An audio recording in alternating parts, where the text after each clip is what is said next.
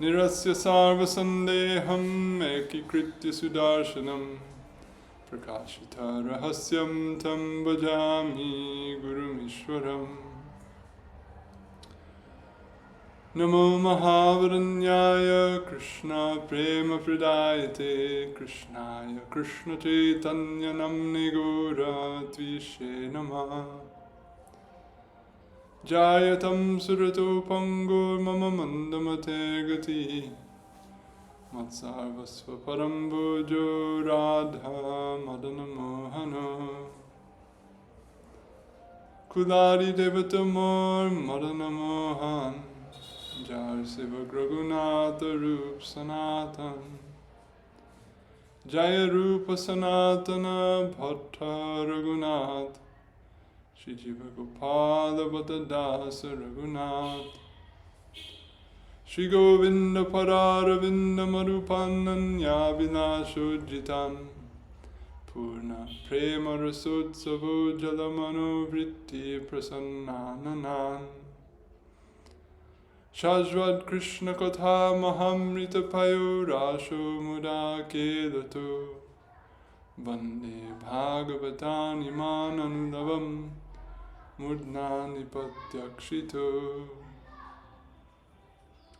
Shri Kali Yuga Pavana Svabhajana Vibhajana Prayojana Avatar Prema Purushottam Shri Gauranga Mahaprabhur Kripai Shri Sanatan Goswami Pad ও Shri Gopal Bhatta Goswami Pad এর রচনা শ্রী হরিভক্তি বিলাস অন্তর্গত যে দশম বিলাসের মধ্যে ভগবত ভক্ত লক্ষণ প্রকরণ আছে আজকে আবার আমরা সে প্রকরণের আলোচনা করব আর এখন সনাতন গোস্বামী পাদ 6 প্রকার আকন্তিত বর্ণনা করছেন এত ভগবানের ভক্তগণের এত লক্ষণ আছে সেই সমস্ত লক্ষণের মধ্যে আকন্তিত সর্বপ্রধান লক্ষণ সবচেয়ে বড় সবচেয়ে গুরুত্বপূর্ণ লক্ষণ আর গোস্বামীপাদ বলছেন সে আকন্তিত 4 প্রকার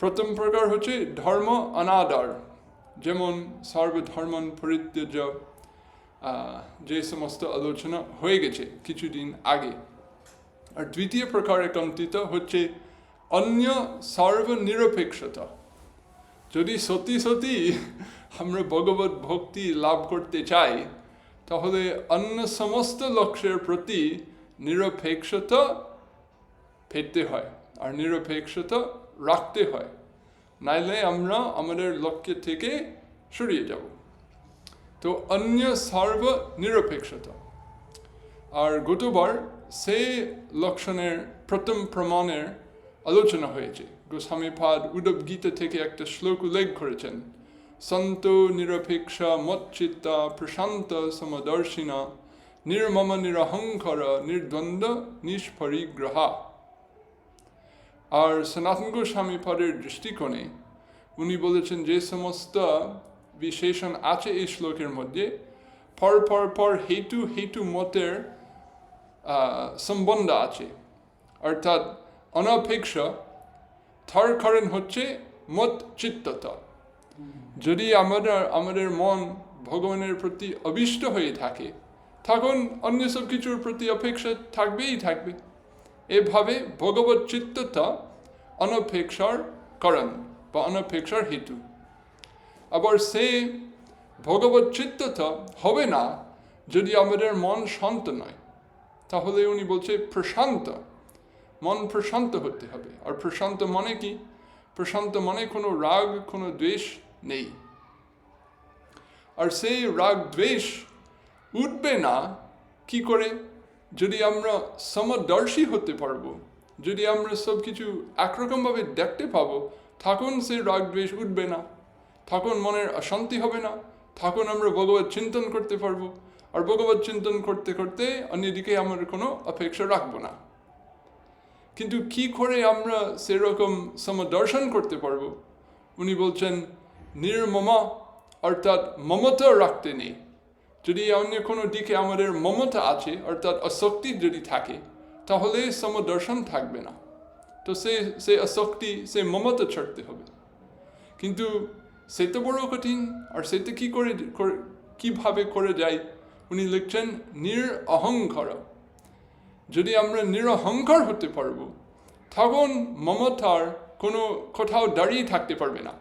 কারণ মমকার সেটা অহংকারের দ্বিতীয় বৃত্তি। শ্রীধর স্বামীপাদ ওনার ভাগবত টিকায় একটা জায়গায় লিখে গেছেন যে অহংকারের দুটো বৃত্তি, মমকার আর অহংকার। যে অহংকার, যে অহম বা আমি, এই বোধ এসে যায়, আর এই থেকে আমার। একটা আমি যদি না থাকে, একটা আমার আসতে পারবে না। আমির উপরে দাঁড়িয়ে থাকে। তো যদি আমরা সেই আমি নষ্ট করতে পারবো, তখন অন্য কোনো আমার থাকতে পারবে না। আর সেহেতু কিছু পাঠ আগে আমরা শুনেছিলাম গোস্বামীপাদের সুন্দর সুন্দর কথা, যে সমস্ত সাধুগণের সমস্ত সদ্গুণের মূল গুণ, সবচেয়ে বড় গুণ হচ্ছে নিরহংকারতা। কারণ যত গুণ থাক না কেন, যদি অহংকার থেকে যায়, তাহলে ওই গুণ স্থায়ী নয়। কিন্তু যখন নিরহংকারতা আছে, তখন বাকি সমস্ত সদ্গুণ ভালো করে চিত্তে বসতে পারবে, থাকতে পারবে, কাজ করতে পারবে। তো এইভাবে উনি লিখেছেন নিরহংকারতা সমস্ত গুণের মূল গুণ। আর এই শেষে আমরা শুনলাম কতবার যে নির্দ্বন্দ্ব অনিষ্পরিগ্রহ, অর্থাৎ শীত গরম এই সমস্ত নানা রকম দ্বৈধ, এর মধ্যে যে সমস্ত আপ ডাউন, ঠান্ডা গরম, ভালো, লাভ ক্ষতি ইত্যাদি, এর মধ্যে আমরা অনাকুল হয়ে থাকবো, ব্যাকুলতা হবে না। সেই জন্য নিরহংকারিত যদি না হয়, সেও থাকবে না। আর নিষ্পরিগ্রহ বা অকিঞ্চন, আমি কিছু রাখবো না বা অপ্রয়োজন জিনিস আমি নেব না, যদি অহংকার থাকে, তাহলে সেই নিষ্পরিগ্রহ বেশি দিন থাকবে না। কিন্তু যদি নিরহংকারতা আছে, তাহলে সে অকিঞ্চনতা সত্যিভাবে থাকবে মনে। এটা হচ্ছে গতবারের আলোচনা, এবং এটা হচ্ছে একন্তিঠা লক্ষণের দ্বিতীয় প্রকার, অন্য সর্বনিরপেক্ষতা। তো আজকে আমরা গোস্বামীপাদের দ্বিতীয় প্রমাণ আলোচনা করব। এই অন্য সর্বনিরপেক্ষতার জন্য উনি দুটো শ্লোক উল্লেখ করেছেন ভাগবত থেকে। তো দ্বিতীয় শ্লোক যেহেতু উনি উল্লেখ করেছেন, আজকে আমরা সেই শ্লোকের আলোচনা করি। এই শ্লোক কপিলদেবের উপাখ্যানে আমরা দেখতে পাই, যখন কপিলদেব তার মা দেবহূতিকে নানা রকম উপদেশ দিচ্ছিলেন, সেই উপদেশের মধ্যে উনি তার মাকে সাধুসঙ্গ করতে বলেছেন। একটা খুবই বিখ্যাত শ্লোক, সথম প্রসঙ্গন মম বীর্য সংবিদ ইত্যাদি ইত্যাদি। আর এই কথা বলার পরে, এই কথা বলার আগে উনি বলেছেন, আমি যদি সাধুসঙ্গ করতে বলবো, আমি যদি না জানাবো সাধু কে, তাহলে সেই উপদেশ কোথায় কাজ করবে?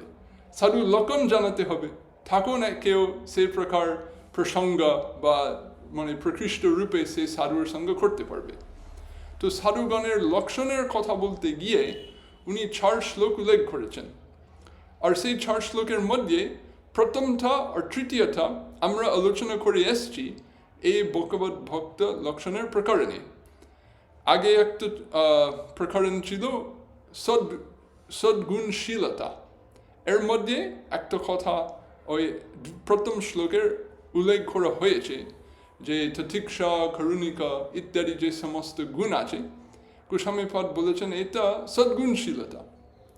আর এরপরে আমরা ভগবত কথা শ্রবণ পরতা বা কথা পরতা, সেই গুণ আমরা বা সেই লক্ষণ আমরা শ্রবণ করে এসছি।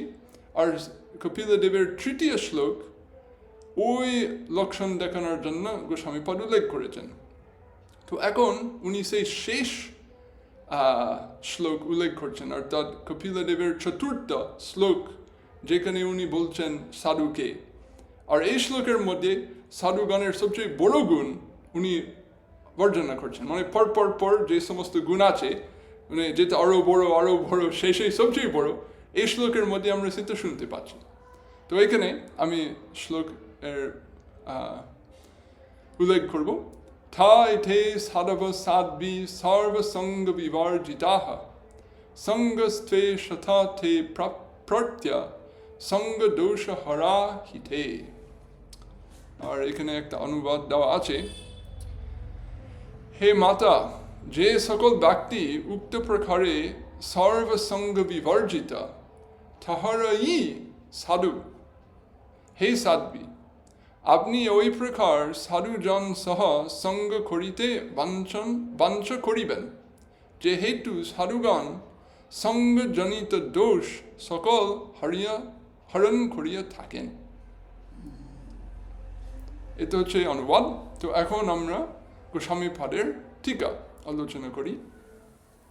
তো এখানে তিনটা গুণ বলা আছে, সর্বসঙ্গ বিবর্জিত, আর দ্বিতীয় গুণ, এটা প্রথম সর্বসঙ্গ বিবর্জিত, আর দ্বিতীয় হচ্ছে সঙ্গ দোষ হরা। তো প্রথমে সর্বসঙ্গ বিবর্জিত, সেটা মানে কি উনি সেটা ব্যাখ্যা করছেন। সর্বেন ভাজ্যেন অন্তরেণ চ সঙ্গেন অন্য আসক্ত্যা চ বিশেষত বর্জিত রহিতা। অর্থাৎ সর্বসঙ্গ বিবর্জিত মানে কি, যেজন বিশেষভাবে ভিতরে আর বাইরে অন্য কোনো আসক্তি রাখে না, সেইজনকে বলা হয় সর্বসঙ্গ বিবর্জিত। কেন?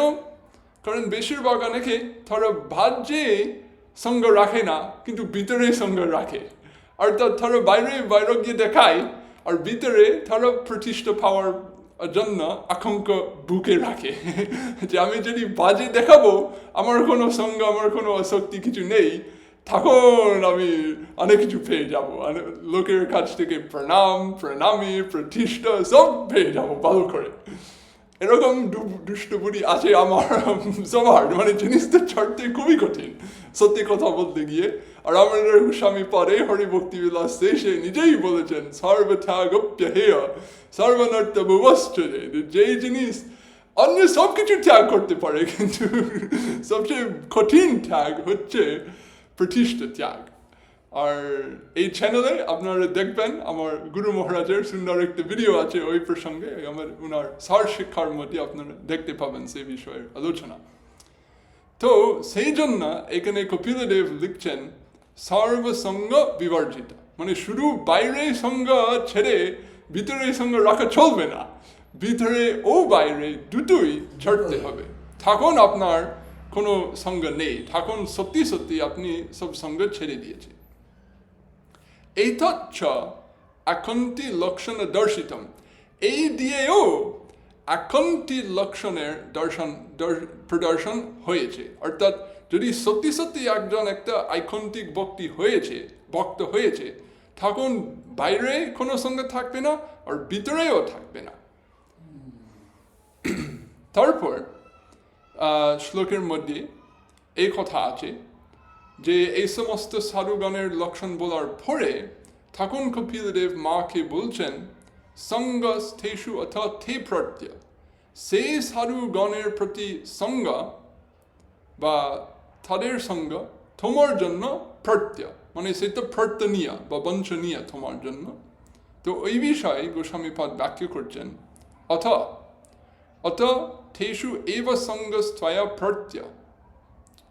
তো এখানে একটা মানে সংস্কৃত ব্যাকরণের দৃষ্টিকোণে একটা গুরুত্বপূর্ণ ব্যাপার আছে, যে থেষু সেটা সপ্তমী বিভক্তিতে আছে, বহুবচন। তো সঙ্গ শব্দ দুটো অর্থ আছে, সঙ্গ মানে একসঙ্গে থাকা, আর সঙ্গ মানে আসক্তি। তো সংস্কৃতের মানে ভাষার নিয়ম আছে যে যখন একটা বস্তু সপ্তমী বিভক্তিতে বর্ণিত এবং এর সঙ্গে যখন সঙ্গ শব্দ আছে, তখন সেই সঙ্গ মানে আসক্তি। কিন্তু এর সঙ্গে যদি একটা শব্দ আছে তৃতীয় বিভক্তিতে, তখন সেই সঙ্গ মানে সংযোগ বা একসঙ্গে থাকা। তো এখানে কপিলদেব উনি বলছেন যে থেষু সঙ্গ তোমার জন্য প্রার্থনীয়, উনি সপ্তমী বিভক্তি দিচ্ছেন। তো উনি শুধু বলছে যে তার সঙ্গ করো, মানে মাঝে মাঝে তার কাছে যাও, একটু দর্শন করো, একটু কথা শোনো, ওইটুকু বলছে না। উনি সপ্তমী বিভক্তি লাগিয়ে দিয়ে মানে শুরু মানে সামান্য একটু সঙ্গ করে সে তো যথেষ্ট নয়।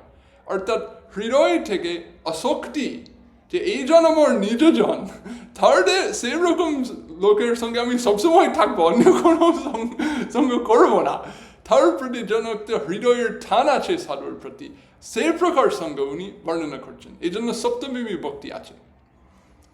তো এরপরে উনি একটা সুন্দর সুন্দর কথা লিখছেন যে স্বতঃ পরম পুরুষার্থত্বেন পরম দুর্লভত্বাৎ মনস অপি বঞ্চনীয় কিমুত বক্তব্যম সাক্ষাৎকার্য ইতি অর্থঃ।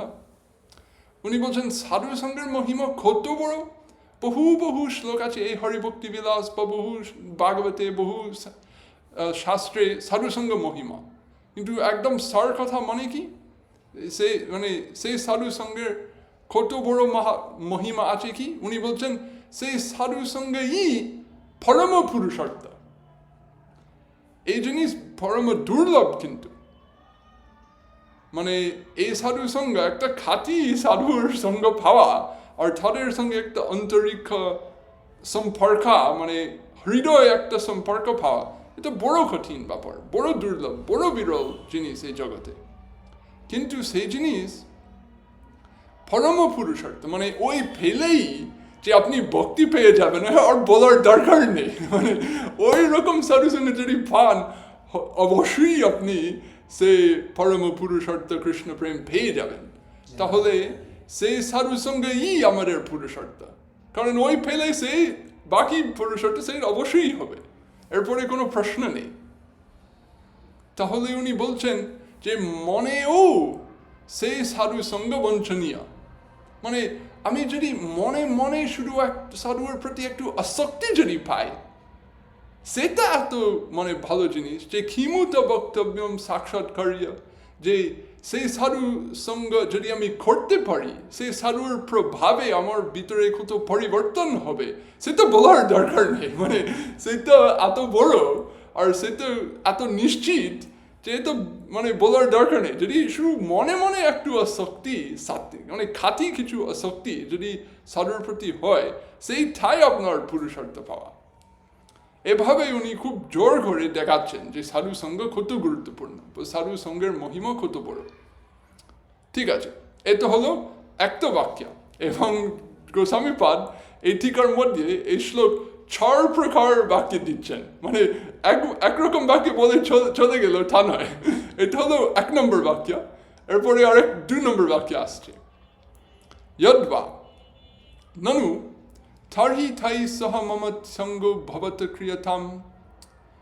অন্য দৃষ্টিকোণে এই কথা বলার পরে যখন কপিলদেব তার মাকে এই সমস্ত সাধুগণের লক্ষণ বলে এসছেন, তখন মায়ের মনে একটা প্রশ্ন আসতে পারে যে আমি কি করে সেই সব সাধুগণের সঙ্গ পাবো, আর আমার ছেলে তো ভগবান, তাহলে তুমি একটা ব্যবস্থা করে দাও তো। মানে যদি তুমি আমাকে সাধুসঙ্গ করতে বলছো আর সাধুসঙ্গ মহিমা এত বড়, তাহলে একটু ব্যবস্থা করে দাও মায়ের জন্য। তো ঠাই সহ মম সঙ্গ ভবতঃ ক্রিয়তাম, সেটা তোমার দায়িত্ব রইল, তাইলে আমার ব্যবস্থা একটু করে দাও। তো মা যদি এই কথা বলে, তখন কপিলদেব উত্তর দিচ্ছেন তত্রাহা থাই সঙ্গ থেষু এব ত্বয়া প্রত্যয় এব অর্থ অথ শব্দ। মানে অথ শব্দ যেটা এই শ্লোকের মধ্যে উনি বলছে, অথ শব্দের অর্থ হচ্ছে এব, এব মানে অন্য যোগ ব্যবিচ্ছেদ, মানে এই মাত্র। তো উনি বলছেন না না না, যে আমি সব করে দেবো তোমার জন্য, এরকমভাবে হবে না। প্রথমে তোমার হৃদয়ে জিনিসটা প্রত্যয় হওয়ার উচিত, মানে হৃদয় থেকে আপনি নিজেই চাইতে হবে। আপনার নিজের ভিতরে যদি একটা প্রবল ছাওয়া যদি না থাকে, তখন কাজ ঠিক হবে না, তোমাকে চাইতেই হবে সাধুসঙ্গ। এভাবে আর আবার উনি সপ্তমী বিভক্তি ঠিকায় দিচ্ছেন, তার মানে যে সাধু সঙ্গে এখানে মানে সাধুর প্রতি আসক্তি বা সাধুর সঙ্গে একটা হৃদগত সম্পর্ক, সেটা হৃদয় থেকে তোমাকে চাইতে হবে। আর কিভাবে পাওয়া যায়? তেষম কৃপয়া এব স্বভক্ত্যা তৎসঙ্গ প্রাপ্যেত। অর্থাৎ কিভাবে পাওয়া যায়? সেই সঙ্গ পাওয়া যাবে তোমার নিজের ভক্তিতে, তাদেরই কৃপায়। অর্থাৎ দুটো জিনিস লাগবে, তোমার ভক্তি, তোমার চেষ্টা, আর সাধুগণের কৃপা। যে শুরু যদি কৃপা হয়, এভাবে সাধুগণ কৃপা করবে না। সাধুগণ দেখবে আপনার কত যোগ্যতা আছে, আর তোমার আদিঘর দেখে তারা কৃপা করবে। তো যদি তুমি নিজেই ভালোভাবে তাদের সঙ্গে গিয়ে ভক্তি করবে, তখন সেই দেখে তারা কৃপা করে আপনাকে প্রকৃষ্ট সঙ্গ দিয়ে দেবে।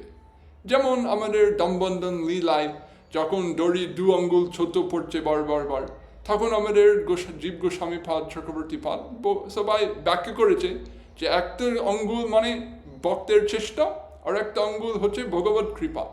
এই দুটো যদি না হয় তাহলে কাজ হবে না। আর কোনটা প্রথমে হবে? কিন্তু প্রথমে হবে ভক্তের চেষ্টা, আর ভক্তের চেষ্টা দেখে ভগবানের হৃদয় গলে গিয়ে সম্পূর্ণ কৃপা দিয়ে দেবে। কিন্তু সেই ভক্তি পাওয়ার জন্য আবার কৃপার মূল হেতু আছে। তো আসল জিনিস হচ্ছে কৃপা, কিন্তু কৃপা এক ধাপে পড়বে না, একটুখানি দেওয়া হবে, এরপরে দেখা হবে যে এই পেয়ে তুমি কি নষ্ট করে ফেলছো নাকি কাজে লাগাচ্ছে ভালো। আর যখন দেখানো হচ্ছে ভালো কাজ লাগানো হচ্ছে, তখন সম্পূর্ণ কৃপা পড়বে তোমার উপরে। এরকমভাবে গোস্বামীপাদ লিখছেন যে স্বভক্ত্যা আর তেষাম কৃপায়া, এই দুটো চাই, এভাবে তুমি সেই সাধুসঙ্গ পেয়ে যাবে। নতু অন্যথা, অন্য কোনোভাবে হবে না। কিন্তু এটা দ্বিতীয় বাক্য। এবার তৃতীয় বাক্য। না, এটা তৃতীয় বাক্য নয়, এটা মানে বাক্য এখন আগে চলছে। যে শেষ চরণে গোস্বামীপাদ বলেছেন সঙ্গ দোষ হরা, যে সাধুগণকে সমস্ত দোষ হরণ করে। তো উনি কেন এই কথা বলছেন শেষে? গোস্বামীপাদ সেই জন্য এটা লিখছেন যে ননু সঙ্গতঃ কথঞ্চিৎ রাগ দ্বেষপি সম্ভবেয়ু। অর্থাৎ এখানে মা প্রশ্ন করতে পারে যে আচ্ছা, আমি যদি মানে নিজেই চাইব সাধু সঙ্গ, আর যদি সাধুগণের প্রতি আমার আসক্তি যদি হয়, তাহলে আমার কি রাগ দ্বেষ এসে যাবে না? মানে একটু আগে তুমি বলেছ যে রাগ দ্বেষ সব কিছু ছাড়তে হবে, সব সঙ্গ ছাড়তে হবে। কিন্তু আমি যদি সাধুর প্রতি আকৃষ্ট, সাধুর প্রতি আসক্ত যদি হয়, তাহলে আবার ওই ক্ষেত্রে আবার আমার রাগ দ্বেষ উঠবে, যে আমার সাধু সঙ্গের প্রতি একটা বাধা বিপত্তি আসবে, এভাবে আমার দ্বেষ এসে যাবে। তো সেও আমি একটা গতে পড়বো না। এই জন্য কি হবে? তো তত্রাহা সেই উত্তরে কপিলদেব বলছেন সঙ্গে যে দোষাস তন হরন্তি ইতি তথা তে। অর্থাৎ সাধুগণ এমন যে তাদের প্রতি যখন আসক্তি বা সঙ্গ হয়, তখন সেই সঙ্গ থেকে যে দোষ উঠতে পারে বা আসতে পারে, সেই সাধুগণও সেই দোষও হরণ করে নেয়। মানে যদিও যে কোনো জিনিসের প্রতি আসক্ত হয়ে যায়, এর জন্য কোনো রকম সূক্ষ্ম রাগ দ্বেষও মনে থাকবে, তবুও সাধুগণের প্রভাবে সে প্রকার রাগ দ্বেষ তোমার ভক্তিপথ চলানোর জন্য একটা বাধা বিপত্তি দেবে না, তারাও সেটা ঠিক করে দেবে। যদ্বা অর্থাৎ আর একটা এবার তৃতীয় বাক্যে চলছে সর্বসঙ্গ বিবর্জিতানাম তেষম সঙ্গ গৃহাদি সঙ্গবত্য মায়া কথম প্রাপ্য। এখানেও মায়ের আর একটা প্রশ্ন আসতে পারে যে আমি তো একটা গৃহশক্তি মাতা, বা আমি তোমার মা, দীর্ঘদিন আমি গৃহে বাস করছি, গৃহের প্রতি আমার কিছু আসক্তি থেকে গেছে। তো সেই সমস্ত সাধুগণ যার কোনো রকম সঙ্গ নেই, তাদের প্রতি আমি কি করে সঙ্গ পাবো যখন আমার অন্যরকম সঙ্গ এখনো থেকে গেছে? কিভাবে পাওয়া যায়? তত্রাহ সঙ্গ দোষ হর। সাধুগণ তোমার সে গৃহ শক্তি হরণ করে দেবে। অর্থাৎ গৃহাদি সঙ্গ দোষম দর্শন মাত্রে নাইব তে হরিষ্যন্তি ইতি অর্থ। মানে সেই সাধুগণ শুধু তার দর্শনের প্রভাবে সেই গৃহাদি অশক্তি চলে যাবে, তাহলে সেই অশক্তি তোমার কাছ থেকে নিয়ে নেবে শুধু দর্শন দিয়ে। মানে সাধুগণের প্রভাব উনি বর্ণনা করছেন, যে এমন প্রভাব যেমন ঠাকুর মহাশয় গান করেছে, এই দর্শন পবিত্র করো এই তোমার গুণ, এই আর কি। অর্থাৎ শেষে চতুর্থ বাক্য, যদ্বা সঙ্গ এব দোষ রূপ येषां थे নিসঙ্গ যতঃ ইতি অর্থ। এই একটা সমাস আছে, সঙ্গ দোষ হরা। তো এই সমাসের মধ্যে দুটো সমাস আছে, সঙ্গ দোষ আর সেই সঙ্গ দোষের হরা। তো উনি বলছেন যে সঙ্গ দোষ সেটা কি বোঝায়, উনি এখন বহুব্রীহি সমাস দৃষ্টিকোণে ব্যাখ্যা করছেন, যে যার জন্য সঙ্গ একটা দোষ তারা, অর্থাৎ সন্ন্যাসীগণ যারা কোনো রকম সঙ্গ রাখে না, যারা মনে করে এমনকি ভক্তি, এমনকি সাধুর প্রতি সঙ্গ সেও একটা দোষ, যারা সম্পূর্ণরূপে সমস্ত প্রকার সঙ্গ থেকে মুক্ত হতে চায়, অর্থাৎ জ্ঞানী যারা ভ্রমণ সাক্ষাৎকার করতে চায়, তারাও বলবে যে শেষে সেই ভক্তিও একটা দোষ, সেই সাধুর প্রতি আসঙ্গে সেও একটা দোষ, সেও চড়তে হবে যদি আমরা ভ্রমণ ভাবো। সেই প্রকার যতিগণ তারও একটা দল আছে আর কি। তো যদি সঙ্গ দোষ সেই প্রকার যতিগণ বুঝায়, তখন পুরো সমাস সঙ্গ দোষ হর মানে কি, থান অপি হরন্তি স্বগুণের আকর্ষয়ন্তি ইতি তথা থে।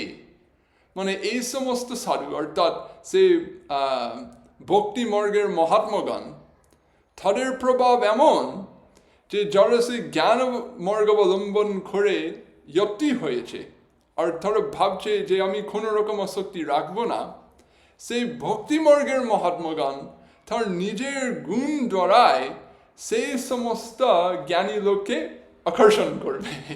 মানে তারা দেখাতে পারবে যে এই ভক্তি রস, এই ভক্তি এ তো ভগবানের স্বরূপ শক্তিময় বস্তু, এটা তোমার ভ্রমণভাব থেকে কম নয়, এটা একটা মায়িক জিনিস নয়, এটা ভগবানের স্বরূপ শক্তির সার বস্তু একদম। আর সেই সার বস্তু একটু সাধন করিয়ে দিয়ে সেই জ্ঞানীগণকেও আকর্ষণ করতে পারবে। আর সেরকম বুদ্ধি যে আমি কোনো রকম শক্তি রাখবো না, সেই বুড়ি তারা হরণ করে নিতে পারে।